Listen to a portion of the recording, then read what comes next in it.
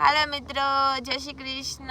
સ્વાગત છે તમારું નવા લોગમાં. તો હાલ અમે લોકો અહીંના લિસ્બોનથી થોડુંક દૂર છે ફાતિમા. તો ત્યાં આજે શનિવાર છે તો અમે બધા ફરવાનું વિચાર કર્યું છે. તો બધા મિત્રો આવ્યા છે એ ફરવા અને 2 જણા તો આગળ છે.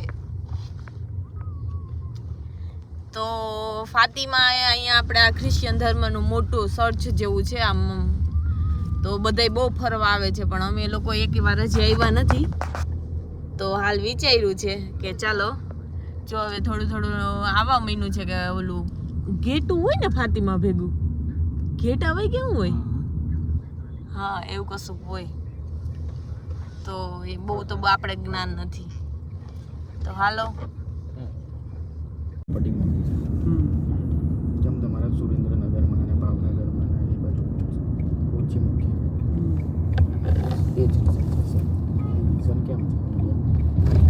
આપણે પણ જ્યાં મંદિરો હોય ત્યાં કેમ હોટલો ને બધું વેચાતું હોય એવી રીતે અહીંયા પણ એ જ છે.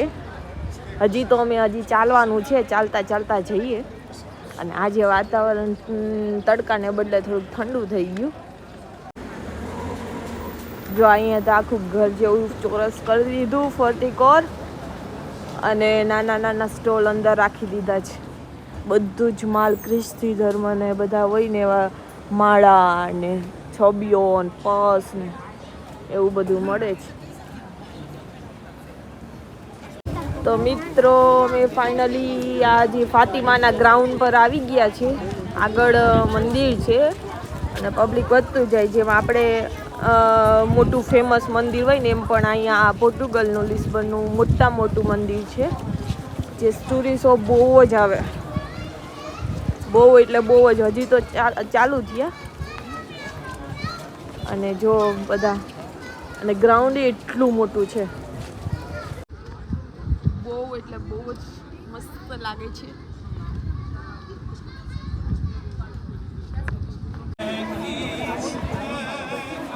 જો મ્યુઝિક સંભળાય છે આનું. અને બધા અહીંયા લોકો મીણબત્તીઓ લઈને જાય, દેખે આની હાથમાં. અને બધા જ આવી રીતે લાઈનમાં લાગી જાય. અને એ બહુ સારું. અને આ જુઓ તમે,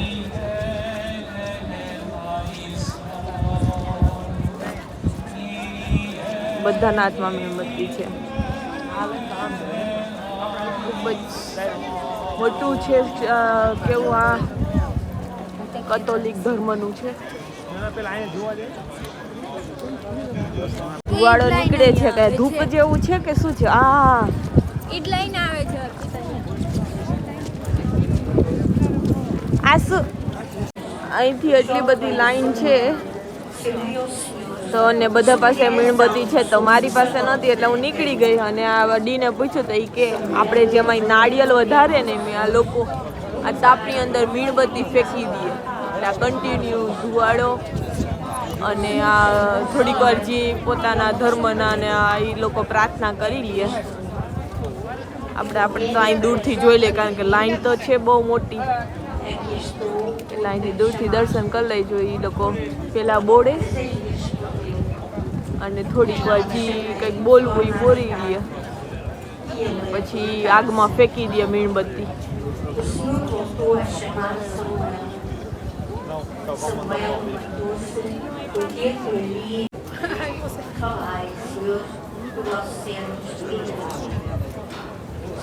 ફૂલ ધુવાડો તો બહાર નીકળતોય નથી, કારણ કે ઉપર આ ચીમની જેવું જ હશે ને કંઈક કાઢી નીકળે.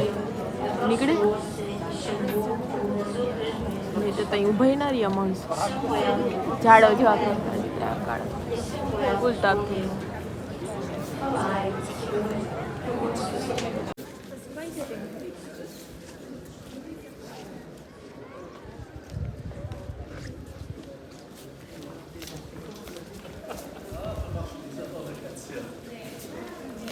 ઓલી બાજુ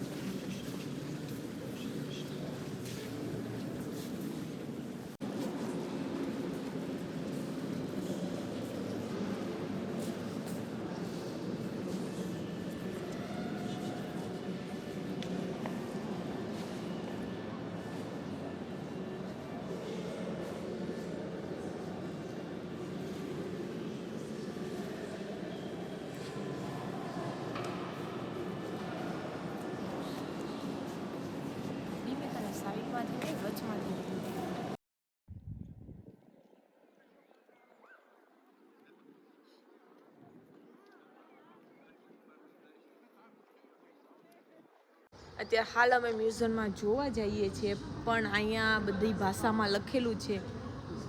તો એમાં સરપ્રાઈઝ એ છે કે હિન્દીમાં પણ આ ભાષણ છે. જોયું, બધી લેંગ્વેજ છે એમાં આપણી હિન્દી આવી જાય છે, એટલે મજા આવી ગઈ. ઓલું બાજુ પણ છે, બંને બાજુ દિવાલ પર અહીંયા આવી રીતે બધી માળા લટકાવેલી છે. આનું તો શું મેઇન કારણ હશે કે શું હશે, તો જે આપણે આ ધર્મમાં હશે એને જ ખબર હશે. ડીને ખબર છે, બુક લઈને ક્યારના ચાલે છે, પણ હવે અમને નથી કહેતા.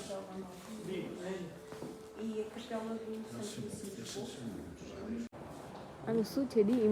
ચોપડીમાં છે આ ક્રિશ્ચિયન ભગવાનનો સિમ્બોલ છે, અને ઓલી આખી માળા છે, માળા છે આખી. આ માળાની જેમ છે ને એવી રીતે દોરેલું છે. જોયું?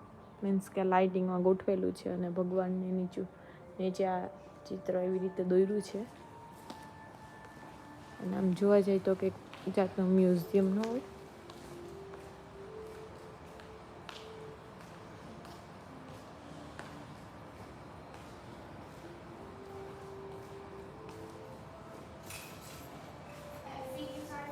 ચાલો,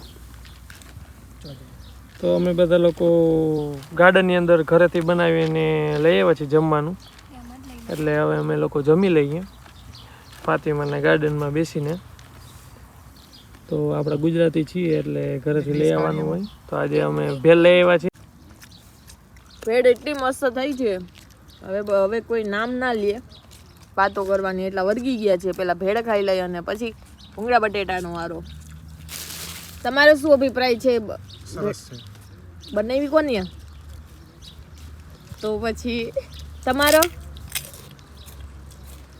ડી, તારો? મસ્ત છે. ફરીને આવતા રહ્યા અને હાલ હવે ડ્રેસ પહેરી અને અમે નીકળ્યા છે મંદિરે, કેમ કે આજે સેટરડે છે તો સભા હોય, એટલે અમે લોકો ત્યાં જઈએ છીએ. અને રેડ જેવું વરસાદે આવી ગયો છે, એટલે સાથે લેવું પડ્યું સ્વેટર થોડું.